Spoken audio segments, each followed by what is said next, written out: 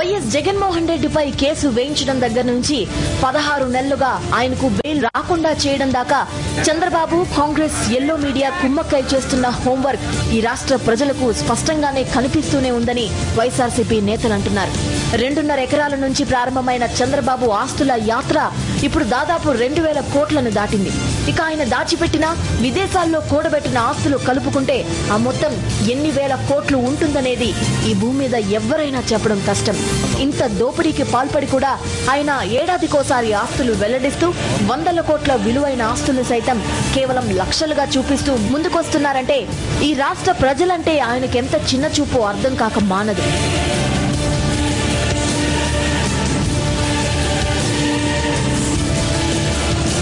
కానీ వీటన్నిటి మీద ఎటువంటి విచారణ ఉండదు.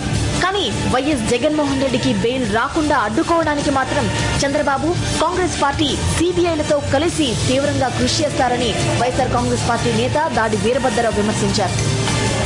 ఢిల్లీ వెళ్లి బిజీగా పొద్దున ఒక లీడర్ని, మధ్యాహ్నం ఒక లీడర్ని, సాయంత్రం ఒక లీడర్ని, నేను కాంగ్రెస్ వారిని కలవను అంటారు.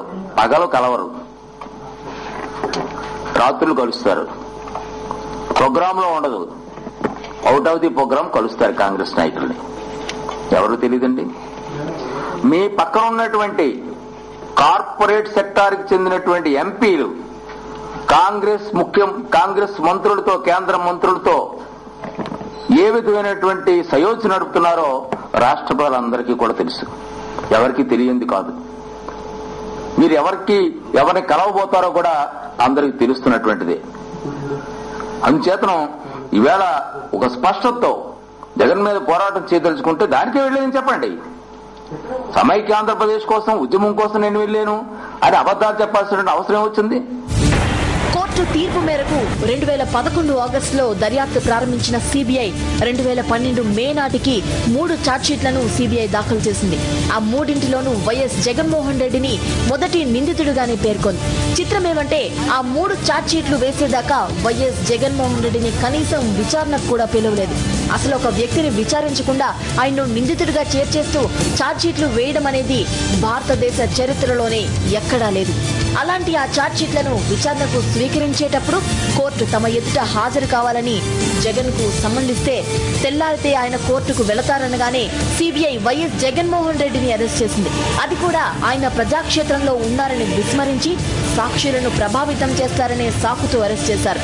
3 ఛార్జ్షీట్లు వేసేదాకా విచారణకు అడ్డుపడని, సాక్షులను ప్రభావితం చేయని వ్యక్తి ఆ తరువాత చేస్తారని సిబిఐ వాదించడం అంటే ఏమనుకోవాలి?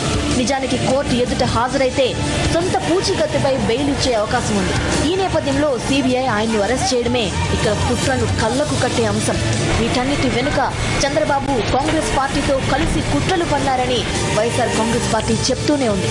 ఇప్పుడు చంద్రబాబు అనుకో ప్రణబ్ ముఖర్జీని కలవడం వెనుక కూడా ఇదే అసలు విషయం అని ఆ పార్టీ తెలిపింది. అబద్ధం చెప్పడానికి కూడా వెనుకాడినటువంటి పరిస్థితి.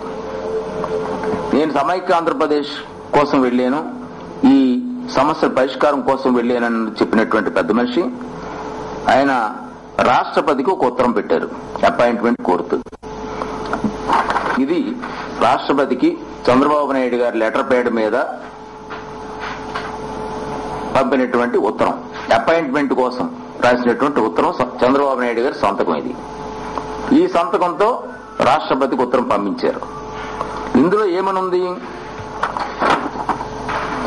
I wish to bring to your notice that a team of 10 TDP MPs led by Sri Nama Nageswar Rao, floor leader of TDP in Lok Sabha, would like to meet His Excellency the President of India to give a representation on the issues relating to the investigation of the corruption and money laundering cases against Sri Y.S. Jaganmohan Reddy and his associates.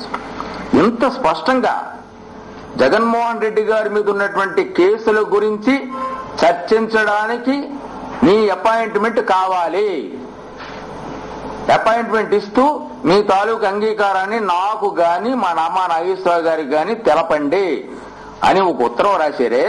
ఇందులో సమైక్యాంధ్ర గురించి ఒక్క sentence అయినా ఉందా అని అడుగుతున్నాను.